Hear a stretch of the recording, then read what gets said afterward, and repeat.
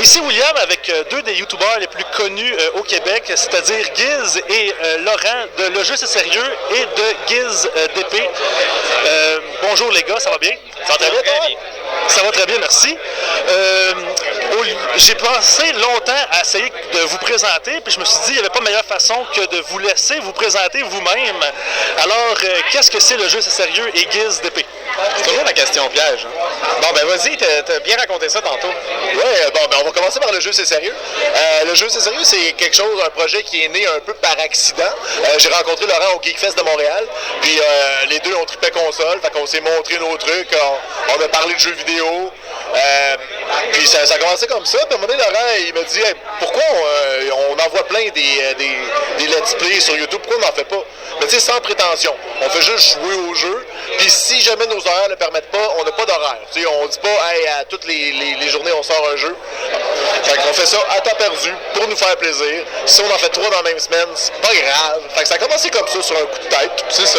En fait, on voulait faire ça un peu différent des autres let's play. Les let's play, généralement sur YouTube, on voit juste le gameplay. Nous, on voulait voir nos réactions, que ce soit un petit peu plus chaleureux. Puis c'est ça, le but un peu, c'est de jouer à des jeux, soit qu'on n'a jamais joué, ou des jeux que ça fait tellement longtemps qu'on n'a pas joué. C'est un peu nous plonger dans le contexte de notre enfance. Quand on allait chercher un jeu au club vidéo, on n'avait pas les instructions. On n'avait pas Internet. On n'avait pas nécessairement de Nintendo Power qui nous en parlait. Donc, on essaie de comprendre le jeu. Des fois, on se décourage, mais des fois, on le complète. Ça arrive occasionnellement. Donc, c'est pour ça que des fois, on a l'air épais, parce qu'on joue à un jeu, puis il y a des gens qui nous écrivent « Ben là, vous auriez pu aller voir sur YouTube » ou « Oh, ben là, moi, je l'ai fini, ce jeu-là. » Ben, bravo, mais la première fois que tu as joué, tu l'as probablement pas fini. Donc, c'est un peu l'expérience qu'on essaie de reproduire. Le Giz DP?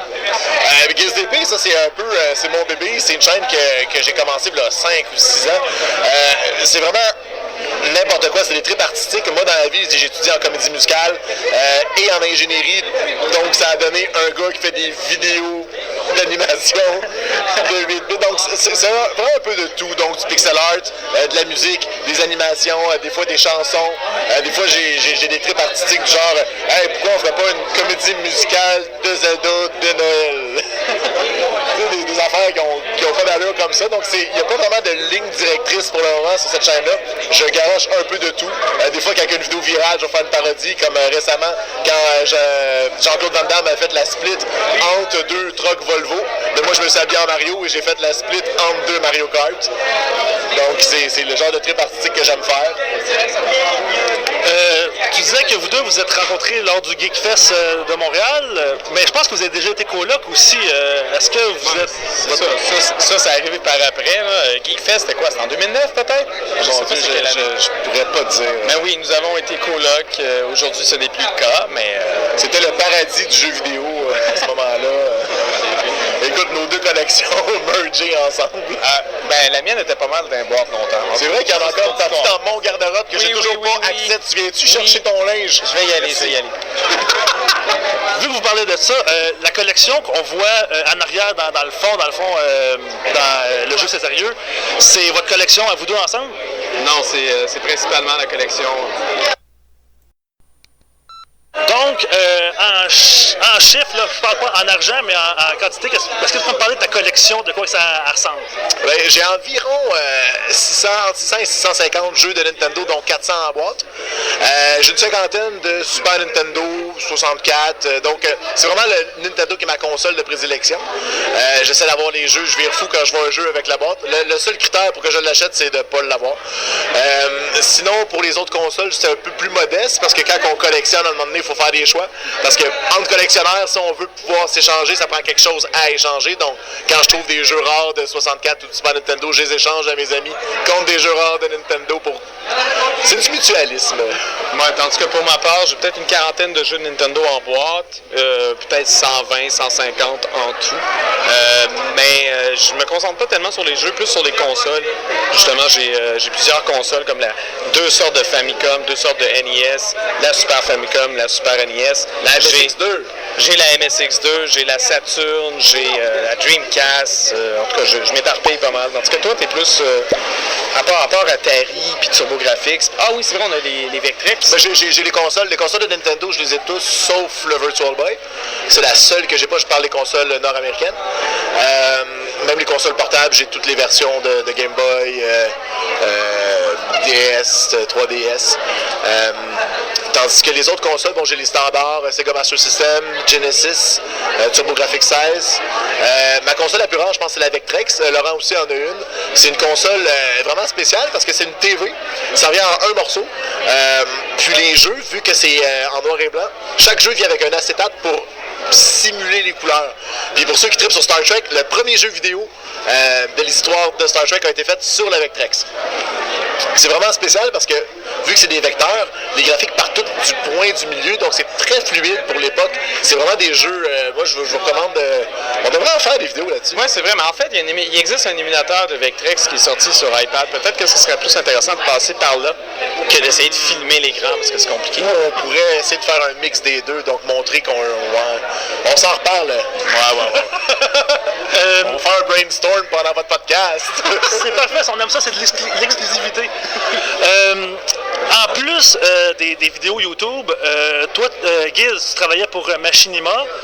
Je sais aussi que Laurent, tu as travaillé pour Monsieur Net. Est-ce que vous pensez vraiment faire ça de votre vie, travailler dans le milieu geek et les jeux vidéo, ou c'est juste pour le plaisir?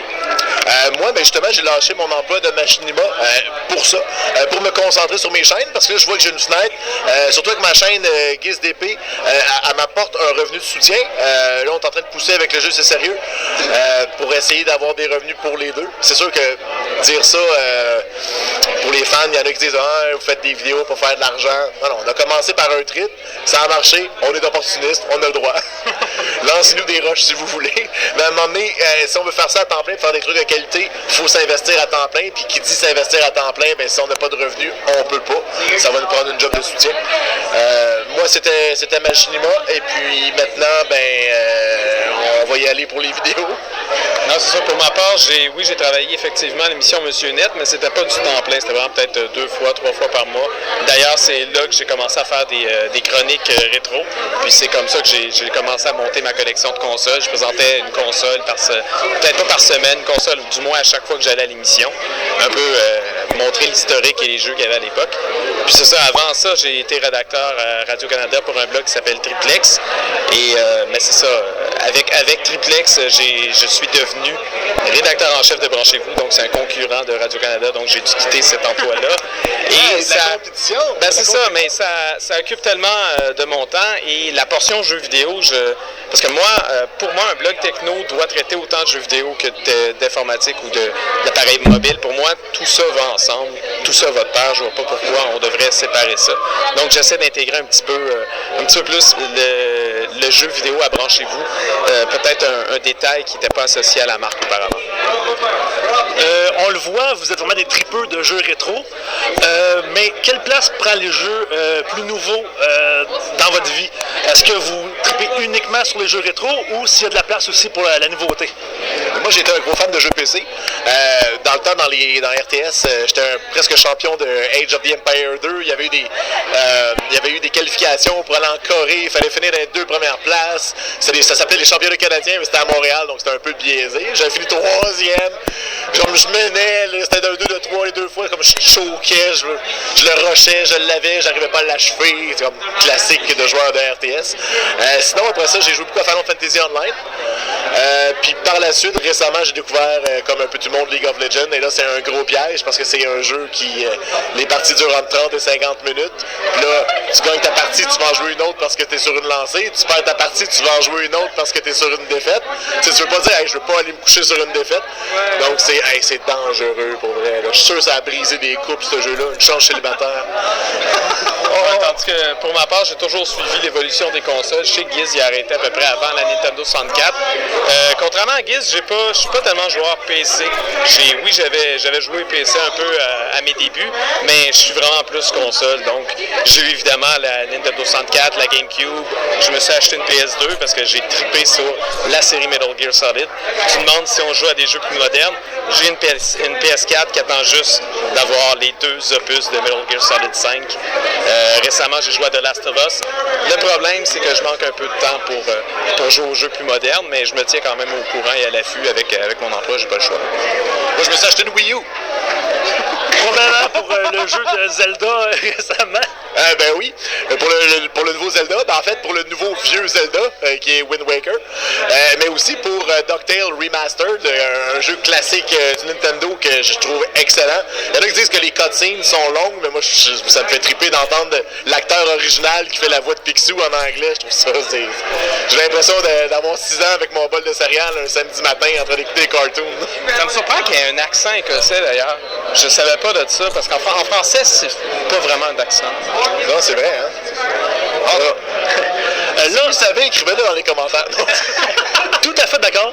Là, on risque d'entrer dans les questions plus conventionnelles, mais puisqu'il le faut, pouvez-vous me dire quel est le jeu le pire que vous ayez joué, le meilleur? Ben, le meilleur, moi, je persiste et je signe Metal Gear Solid, toute la série complète de Metal Gear.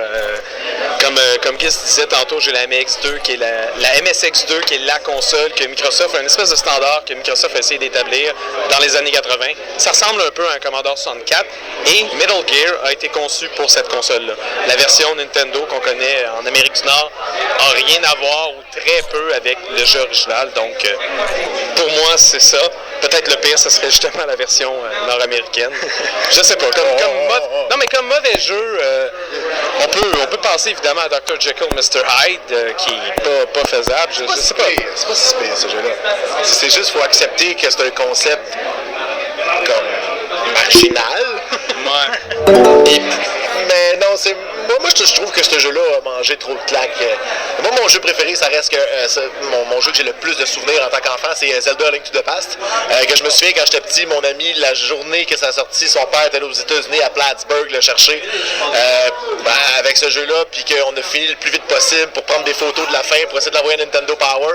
Puis, tu sais, dans ce temps-là, c'est pas comme aujourd'hui, tu prends une photo, tu regardes dans ton écran, parfait, elle est bonne. Non, tu demandes à papa et maman d'aller t'acheter un film, tu mets le film dans la caméra, tu essaies de prendre des photos de la TV, mais là, le flash apparaît, mais là, tu sais pas si c'est bon, tu essaies avec flash, tu essaies pas de flash. Là, tu dis à papa et maman, on va essayer de les faire développer. Papa et maman disent, ben non, on a payé le film, il faut finir le film. Fait que là, t'attends de finir le film. Là, tu dis, papa, maman, je vais envoyer à Nintendo Power, je serai un héros. Fait que là, tu finis par avoir tes photos, tu te rends compte qu'on voit rien. Puis tu les envoies à Nintendo Power, tu croches et ils les passent pas parce que tu vois le gros flash dans la photo. De toute façon, ça fait déjà 3 mois puis il est trop tard. T'sais, on pensait leur montrer quelque chose en leur montrant la fin du jeu. Ça serait pour le meilleur jeu. Puis le pire jeu, ben c'est sûr que ça change selon à quoi on joue. Moi récemment, là, parce qu'on en a parlé tantôt avec d'autres gens, on se demandait la même question. Taboo de Sixth Sense au Nintendo, qui est un jeu de tarot. Que tu rentres ton nom au début, tu poses une question et ensuite tu rentres ton âge et ta date de naissance. Puis là, il y a des cartes qui apparaissent puis tu comprends rien. Puis il y a des cartes. Puis à la fin, ça te donne tes numéros chanceux. Puis le jeu est fini. J'ai acheté ce jeu-là, puis il y avait encore le sticker original de Zellers à 59,99. Donc, il y a des gens qui ont acheté ça, puis c'est comme un beau soleil dessus. C'est pas clair que c'est de la merde, là. Tu le sais pas, là. Il y a des gens, là, qui ont acheté ça à leurs enfants, puis que leurs enfants ont en fait des cauchemars, là. C'est comme, pourquoi ma mère a fait ça? Ouais, comme pire jeu, je viens d'avoir un flash. Superman 64. Et je n'expliquerai pas mon point. Si vous connaissez pas Superman 64, renseignez-vous. C'est important. Ou pas, parce que ça va... Ouais, ben, renseignez-vous pour éviter, justement, de tomber dessus. Faut savoir.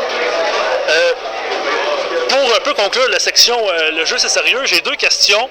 Je ne sais pas si vous allez vouloir me répondre, mais premièrement, Laurent, ta casquette des expos, est-ce que tu es un vrai fan des expos ou c'est surtout pour le look que tu la portes? C'est un mélange des deux. Je suis allé voir les expos dans ma jeunesse à quelques reprises. J'aimais bien. J'y allais avec mon père. C'était un moment que je partageais. Un moment père-fils. Donc, je suis quand même au courant de l'équipe. C'est pas juste une parure. Mais en réalité, quand j'ai eu l'idée, quand j'ai proposé à Giz l'idée de tourner les capsules, lui, évidemment, Giz planifie ses trucs. Ça prend du temps. Tu comprends? Non, c'est comme on tourne là! Puis c'était une journée où j'avais un bad hair day, donc j'avais ma casquette des expos. On a tourné notre capsule, on a aimé ce qu'on a vu. Puis j'ai voulu garder la casquette pour un peu nous différencier, puis un peu, genre, peut-être mettre en place ou établir les personnages, même si en réalité, c'est nous autres, là. On n'est pas tellement différents, là, mais c'est un peu une marque de commerce, puis bon, ça représente Montréal. Il y a beaucoup de Français qui nous écoutent sur YouTube, c'est surprenant, à peu près 75% de l'auditoire. C'est incroyable. Puis les gens comprennent malgré l'accent. Il y en a, c'est sûr qu'il y en a qui font leur fendant, là, mais généralement, des commentaires positifs, je trouve ça exotique, je sais pas. Donc, ça représente Montréal, je trouve ça intéressant. Voilà. Puis pour toi, Guiz, je me demandais, est-ce que je vais oser poser la question, mais je vais la poser à mes risques et périls. Est-ce qu'il est roux pour vrai? C'est quoi ton vrai nom? C'est Ghislain. C'est Ghislain, mais Guiz, c'est pas un nom que j'ai choisi. C'est mes amis du primaire qui ont décidé que Ghislain, c'était un nom de vieux. Puis c'est vrai. Il avait raison. Notre génération, pour l'âge que j'ai, un gars qui est né dans les années 80, ben c'est un nom très rare. Donc, ça a commencé qu'on m'appelait Gis, après ça Giz, après ça Giz. Puis là, les filles sont mises à m'appeler Gizy ou Gizours, mais ça, on se coupera ça au montage. Là, je risque d'embarquer plus vers toi, vu que ça va être vers Guiz d'épée. Des petites questions comme ça, je demandais une vidéo de Guiz d'épée qui dure environ entre, disons, 2 et 5 minutes chaque. Mais pour le tourner, le préparer, ça prend combien de temps environ? Entre 15 minutes et 150 heures. Okay. Il y a vraiment eu de tout pour vrai. On peut parler de la vidéo de Donkey Kong que j'ai recréé tous les stages de Donkey Kong au Nintendo avec des petites beats que j'ai dû prendre entre 2000 et 3000 photos. Ça, c'est une vidéo de plusieurs dizaines d'heures. Tandis que des fois, il y a des trips artistiques comme quand je fais des amalgames, que je mélange deux jeux. Ça, je travaille quand même assez vite en animation. Fait que ça, c'est une vidéo de peut-être 5-6 heures, par exemple, celle de Samus qui s'en va dans Donkey Kong, puis que vu que Samus, elle saute jusqu'en haut, puis à la fin, vu que Samus, c'est une femme, ben là, c'est à délivre Pauline, puis une petite scène de lesbienne, parce qu'on aime ça, les scènes de pixels en lesbienne. Fait que ça, c'est beaucoup moins long, j'aime ça dire ça. Beaucoup plus moins long. Puis sinon, non, c'est vraiment du cas à cas.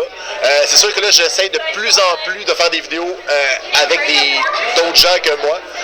Donc, qu'il y ait des histoires, qu'il y ait des figurants, qu'il y ait du cosplay, que j'ai mon ami Katsuna qui me prête des costumes des fois quand je veux quelque chose de plus sérieux, parce que quand c'est moi qui fais un costume, comme j'expliquais, moi je fais plus du trolling de costumes. Je vais à l'armée du salut, j'achète du linge, je le découpe, puis au lieu de coudre, je duct tape. Donc, c'est vraiment plus de base, comme par exemple au lancement du nouveau Zelda, je suis allé déguisé en I Am Error avec une pancarte écrit I Am Error, un costume qui consiste seulement à une paire de shorts, une barbe, une perruque noire, une chemise mauve, puis 2 morceaux de tissu noir attachés au poignet pour que ça ressemble au vrai bonhomme. Tu fais toutes sortes de vidéos. On t'a vu faire des personnages en shooter, des simulations, des croisements entre 2 jeux vidéo différents, des simulations où tu prenais la place des personnages, etc. Y a-tu un style de vidéo que tu préfères ou une vidéo en particulier que tu as préféré faire? Bien, je pense que ma préférée qui représente vraiment bien ma chaîne, c'est quand j'ai fait la parodie de Walk of the Earth. J'ai rejoué la Walk of the Earth, plus connue pour ceux qui étaient 5 sur la même guitare. Donc, il y était 5 personnes à jouer la même chanson sur la même guitare.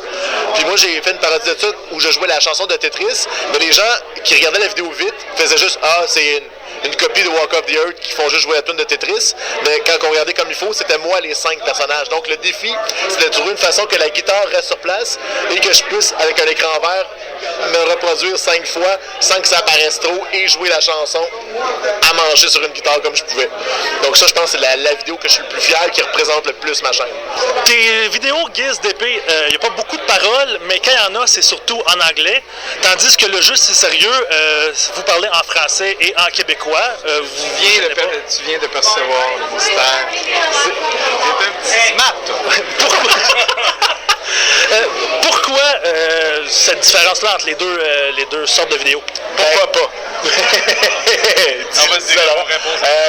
Ben, en fait, c'est que quand j'ai commencé la chaîne GizDP, YouTube était encore très jeune. Puis, on avait toute cette espèce de rêve-là international. Puis, en plus, disons-nous-le, l'anglais est la langue internationale. Donc, les gens qui sont en Italie ou les gens qui sont en Allemagne vont consommer des vidéos en anglais. Donc, c'est un peu la langue internationale de YouTube. Puis, étant donné que mes trucs avaient pas beaucoup de paroles, puis c'était très visuel ou musical, c'était pas vraiment important.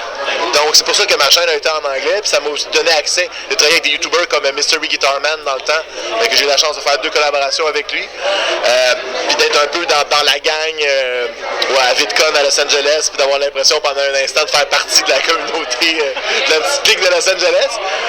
Puis le jeu, c'est sérieux, ben, c'est pas compliqué, c'est que vu que c'est plus technique, moi je sais pas toi Laurent, même si je suis bilingue, quand je parle en anglais, j'ai l'impression que mon IQ drop de 20 points. Puis j'ai pas la même perspicacité, je suis pas capable d'être drôle, je suis pas capable d'être vite, je suis pas capable d'être ironique, ce qui est un peu ma personnalité dans la vraie vie. Donc c'est pour ça que c'était pertinent de le faire en français. Voilà, t'as tout dit, puis ça s'appelle Le jeu c'est sérieux, je vous verrai pas tellement parler en anglais. Non, mais c'est sans prétention, on fait ça relax dans le salon de Giz, donc il n'était pas question qu'on se mette à parler bien et bien nous faire comprendre de par tout le monde, parce que bon, c'est pas intéressant, c'est pas ce qu'on est. Puis la preuve c'est que les Français aiment ça quand même, donc je vois pas pourquoi on devrait se transformer. Vous avez passé beaucoup d'entrevues dans les derniers jours, surtout dans les conventions comme ça. Quelle est la question qu'on vous a jamais posée, mais que vous auriez aimé vous faire poser? Et la réponse qui va avec. Wow! Hey, tu veux qu'on travaille à ta place? Bien joué! Et moi, je vais faire comme d'habitude pour gagner du temps. Laurent? J'ai pas d'idée. Je n'ai pas d'idée. Je refuse de répondre à cette question. Ben, pas une question que j'aurais aimé qu'on me pose, mais une question que je suis surpris qu'on m'avait pas posée, parce qu'habituellement, on me la posait tout le temps. C'est genre, c'est quoi le jeu le plus dispendieux de ta collection? Ça, c'est quelque chose que je m'attendais à ce qu'on me pose, puis j'étais content de pas me la faire poser parce que j'étais pas sûr. Ben là, tu dois être sûr. J'hésiterais entre Little Samson, qui est un jeu très rare, ou ma copie de Action 52, qui est une copie de magasin, donc dans le temps que les compagnies envoyaient une copie pour dire combien vous en voulez, voici notre jeu, vous pouvez le tester. Donc c'est une copie qui n'a pas vraiment de valeur, parce que c'est une copie not for resale qu'on appelle dans le jargon. Je pense que ça serait ça. Moi, j'ai vraiment pas d'idée de question. Regarde, C'est correct. c'est avec sa question. C'est parfait. Ou ça aurait pu être Hey Giz, es-tu célibataire? Oui. Et les cosplayers, il y en a plein qui sont cute. Voici ton numéro de téléphone. Ouais, c'est ça. C'est mon email. Pour terminer, dans le futur, qu'est-ce qu'on pourrait attendre de soit le jeu c'est sérieux, GizDP, ou juste comme vous personnellement, qu'est-ce qu'il y a dans le futur pour vous? Ben pour le jeu c'est sérieux, on a décidé de faire un petit peu plus de stabilité. Donc au début on se disait qu'on n'aurait jamais d'horaire, mais là on est rendu à un certain point que je pense que c'est important de dire par exemple une nouvelle vidéo à tous les jeudis. Comme ça les gens savent qu'il va y avoir du nouveau matériel une certaine journée, puis dans notre cas c'est les jeudis. Et puis parsemé, on va en mettre d'autres, mais au moins avoir un point qui va être fixe. Sinon, j'ai commencé à faire des animations qui vont être autant en français qu'en anglais, qui vont être doublées en anglais par des YouTubers, donc petits, moyens ou gros. J'ai pas souvent je fais des appels à tous dans les forums de créateurs de vidéos, puis premier arrivé, premier servi. En français, jusqu'à maintenant, c'est moi qui ai fait toutes les voix, mais en anglais, j'ai un blanc, j'ai la fin. Comment il s'appelle? Je t'en vais. Ça va arriver. Donc, j'avais demandé à un YouTuber assez connu de faire la voix de Megaman dans la version anglophone. Donc, des cartoons. Ensuite de ça, peut-être des capsules un peu plus élaborées. Les jeux modernes. On a un concept de Giz, ce personnage qui n'a jamais joué à des jeux plus modernes, même si on sait très bien que c'est faux. On va quand même alimenter. Oui, mais on va alimenter un peu. Jouer un FPS, là. Alimenter le personnage. Donc, Giz découvre une nouvelle console. Bon, il est familier avec la série qu'on propose. Saura-t-il contrôler son personnage? Saura-t-il apprécier le jeu? Donc, un peu comme un faux documentaire. Puis on veut faire ça aussi avec une interaction avec les fans. Donc, finir un jeu sans l'Internet. Donc, par exemple, probablement, puis c'est spoiler, va probablement commencer par Wind Waker que j'ai jamais joué. Puis à chaque épisode, je vais avoir mon iPad avec les commentaires des gens. Puis si jamais j'étais pogné dans l'épisode d'avant, puis j'avais oublié des trucs, ils vont me dire là, on va voir à telle place, il y avait ça. Fait que c'est comme moi je trouve ça le fun. C'est un peu comme le principe qu'on a une gang de chums, puis qu'on dit non, va là, non, va là. Puis c'est comme si on regardait un film en gang, mais qu'on décide où est-ce qu'on s'en va. Fait qu'on va essayer ça en plusieurs segments, plusieurs semaines. Ça va faire différent. Merci beaucoup à vous deux pour votre temps. Merci William. Puis on vous souhaite bonne chance dans le futur. Puis continuez comme ça, on aime ça vous suivre. Excellent. Merci beaucoup William.